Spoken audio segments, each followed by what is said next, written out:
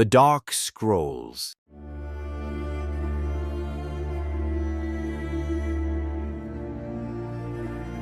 The chains had chafed his skin for so long that he no longer noticed the pain. But Spartacus remembered freedom, not as an abstract ideal whispered among slaves, but as a life once lived on the Thracian plains where he'd once ridden with the wind, spear in hand, a warrior among warriors. He had been a soldier, then a deserter, then a prisoner. Rome, in its arrogance, thought it had broken him. They chained him in Capua, tossed him into the blood-soaked sands of the gladiator school, and named him nothing more than a beast of spectacle. Capua was not just a city, it was a theater of cruelty. The Ludus, where Spartacus was sent, trained men like cattle for slaughter. The Lanista, Batiatus, selected his gladiators like a merchant choosing livestock, weighing muscle, scars, spirit. Spartacus stood out, not because he was the strongest, but because of the way he stared back.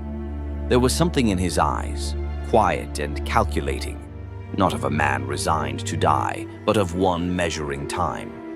He learned the games quickly, not just the weapons, though he mastered them with brutal elegance, but the psychology. He saw which gladiators broke under pressure, which ones found glory in the roars of the crowd, and which ones, like him, still dreamed of something beyond the arena. Among them were men from Gaul, Germania, Syria, and Numidia, all swallowed by Rome, all hardened by survival. Two Gauls, Crixus and Oenomaus, became his closest allies. They shared not only hatred for their captors, but a vision that began as a whisper and grew into thunder. The escape was born not of desperation, but of precision. A plot was hatched, crude kitchen knives hidden under tunics, schedules memorized, guards observed. On a night heavy with heat, Spartacus led about 70 men in rebellion. They stormed the armory, slew the guards, and burst through Capua's walls like wolves from a pen. The escape itself was only the beginning. The real war was yet to come. Rome scoffed at the uprising. A few runaway slaves, no matter how strong, were no match for the Republic. The Senate sent a small force, undisciplined, overconfident. Spartacus crushed them. Then another, larger detachment. Again, they fell. Each victory brought weapons, horses, and more followers. Disillusioned slaves, rural poor, even some freemen, all flocked to the banner of this unlikely general. Within weeks, the band swelled into thousands. Spartacus did not seek conquest. He sought freedom. His goal was simple: to lead his people over the Alps and out of Roman reach. But freedom, once within grasp, often reveals deeper chains. Some, like Crixus, hungered not for escape, but revenge. They wanted to march on Rome itself, to see the city of marble burn. Spartacus hesitated. He knew what Rome was capable of. He had seen their legions, but he also knew that escape would not be granted. It had to be seized, wrestled, paid for in blood. Winter came. The rebels occupied Mount Vesuvius, using the high ground to their advantage. Roman forces surrounded them, believing they had the rebels trapped. But Spartacus was no ordinary leader. Using vines as ropes, he and his men rappelled down the sheer cliffs of the mountain, flanked the Romans at night, and butchered them in their sleep. The Senate, humiliated and alarmed, realized this was no mere slave revolt. It was a war. Spartacus's army now numbered over 70,000. No longer a ragtag band, they organized under his leadership with surprising discipline. He instituted training, logistics, supply lines. He forbade rape and wanton slaughter, punishing offenders harshly. His vision was not a mob. It was a nation in movement, yet Rome still saw them as animals. That arrogance would cost them dearly. Word spread across the Republic. Senators whispered of omens, of Roman discipline failing, of their gods turning away. Spartacus defeated praetor after praetor. Fields burned, villas emptied, Rome trembled, and yet he still hesitated to strike the capital. Some say he feared the bloodshed, others that he longed for escape over triumph. Perhaps he simply knew that to take Rome was not to defeat it. Rome was not just walls or temples. It was an idea, an empire etched into the minds of millions. To destroy it, he would need more than swords. He would need time, and time was running out. Rome, cornered, turned to a name it had once despised but now needed. Marcus Licinius Crassus. A man of vast wealth and limitless ambition, Crassus did not command legions for glory. He did so to etch his name into history. He was no fool. He reformed discipline, reintroduced decimation, the execution of every 10th soldier in cowardly legions. Under Crassus, Rome remembered fear, and it sharpened its blade. Spartacus, sensing the tide turning, pushed north again, hoping still to reach the Alps. But the mountains were further than before, and Crassus moved faster than the rumors of his cruelty. The rebels were cornered in southern Italy, trapped between Roman armies and the sea, with no ships, no allies, and no time. But Spartacus, defiant to the end, would not die caged. He knew this moment would come. There was no delusion left, no whisper of escape carried on the wind. As the snow began to melt and the muddy roads of southern Italy softened under the weight of marching boots, Spartacus looked upon his weary army and saw not rebels, but remnants. Their faces were hollowed by hunger, their clothes torn by the elements, their weapons dulled by too many victories that had bought them too little. Yet they stayed, not out of duty nor hope, but because turning back would mean surrender, and surrender meant a return to chains, or worse. Crassus had outmaneuvered him. A trench was dug across the narrow peninsula of Rhegium, 40 miles of sharpened stakes, moats, and guarded walls. Crassus intended not to crush Spartacus in open battle, but to starve him into despair. And so, as weeks passed, the slave army found itself not facing an enemy they could fight, but a silence they couldn't break. Some tried to escape by sea, striking deals with Cilician pirates. But the promises of pirates are as firm as waves. They took Spartacus's gold and never returned. The hope of flight was gone. The net was closing. And in that tightening grip, the cracks in unity began to widen. Crixus, whose thirst for vengeance had never cooled, had long split from Spartacus. He had led a contingent of 30,000 men southward, hoping to strike into the heartlands of Rome. Crassus met him near Apulia and annihilated his forces. Crixus fell, defiant until the end. When Spartacus heard of it, he held games in his honor, forcing captured Roman officers to fight to the death as tribute.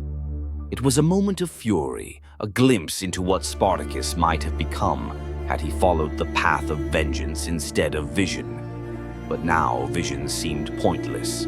Rome had remembered how to fear, and fear made them cruel. Crassus marched with calculated brutality. He executed thousands of captured rebels, crucifying them along the Appian Way in a grotesque procession of warning. For every mile, a broken body. For every tree, a man left to die. Spartacus refused to break. He rallied his remaining forces and punched through part of Crassus's fortifications in a daring night assault. With that, he bought his men one last breath of freedom, but it was not enough. No longer a fluid, moving force, his army now marched in loops, boxed in from north and south. Even Pompey, returning from Spain, was sent to intercept. Rome no longer wanted to defeat Spartacus. It wanted to erase him. As the final confrontation loomed, Spartacus made one last choice. He refused to flee. Instead, he gathered what remained, tens of thousands still clinging to the dream that had brought them here, and prepared for war. They camped near the river Silaris. There were no songs that night, no boasts of valor, only sharpening blades and quiet prayers. He walked among them, touching shoulders, clasping arms, no longer a general, but something more, a symbol, a memory waiting to be made. At dawn, the Roman legions advanced. The battle was chaos. Crassus had the numbers, the armor, the cavalry, but Spartacus had desperation, a wild, unrelenting force that gave the first waves of Roman infantry pause. He led the charge himself, sword in hand, carving through enemy lines like a man possessed. His bodyguards fell around him. His banner was trampled in the mud, but still he fought. He made for Crassus himself, cutting through the press of soldiers with a fury not of rage but of purpose.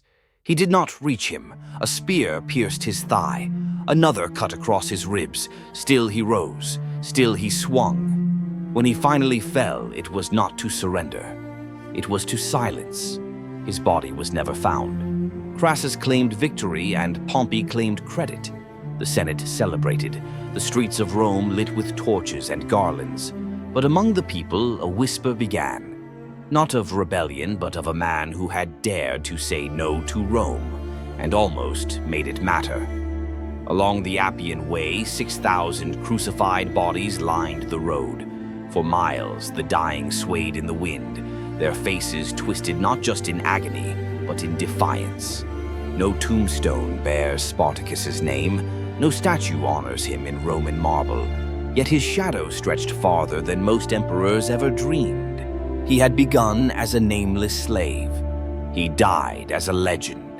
The bodies hung for weeks, even after the last breath had left their lungs.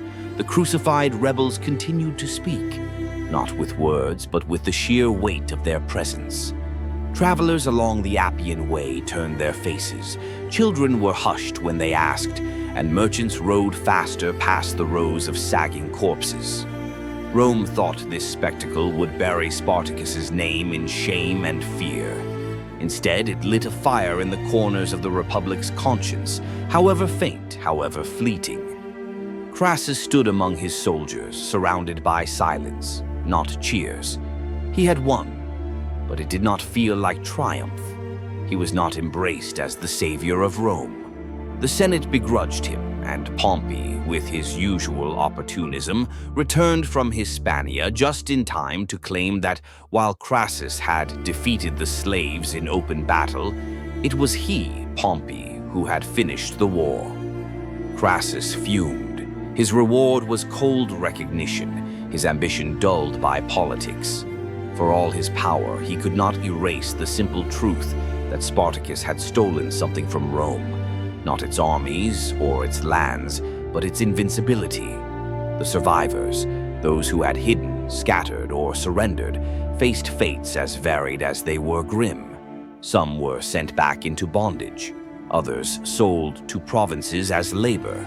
A few, remarkably, escaped entirely, vanishing into the countryside, their memories buried under assumed names and simple lives.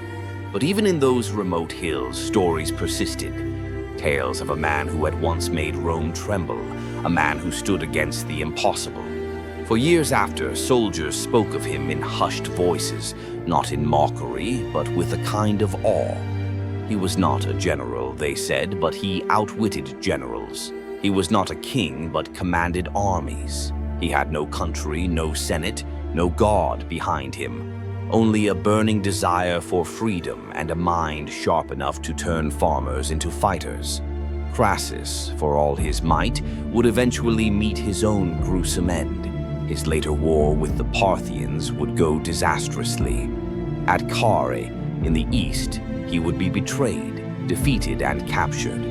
The man who once crucified 6,000 slaves was, according to legend, executed by having molten gold poured into his mouth, a final insult for a Roman whose greed was as famous as his victories. Poetic justice, some said. The Senate, once again, buried the embarrassment under silence. Pompey returned to parade and celebration. Julius Caesar, younger, cleverer, and far more dangerous, rose behind him. The Republic would fall not to rebels or slaves, but to its own sons, ambitious, cunning, and wrapped in the flag they claimed to serve. In the years to come, the names of Crassus, Pompey, and Caesar would be etched into the stones of history. But among the people, Spartacus never disappeared. In the taverns, around fires, whispered in prisons and labor camps, his name survived. Not as myth, but as memory. He became a symbol not of conquest, but of defiance. Of the idea that even the lowliest could stand up, that dignity could flicker even in the deepest darkness. To slaves across the empire, his story was a reminder the chains could be broken, even if just for a moment. Rome, in all its splendor, never built a monument to Spartacus. No triumphal arch bore his likeness. He was a blemish on the Republic's pride. But he didn't need marble or gold. His monument was carved into fear, into inspiration, into the legacy of rebellion that would echo far beyond Italy. Centuries later, slave revolts across the world would speak his name. In Haiti, in the American South, in the mines and fields of every empire that followed. And yet, the man himself remains an enigma. We know not his exact face, his birthplace, or even his full name.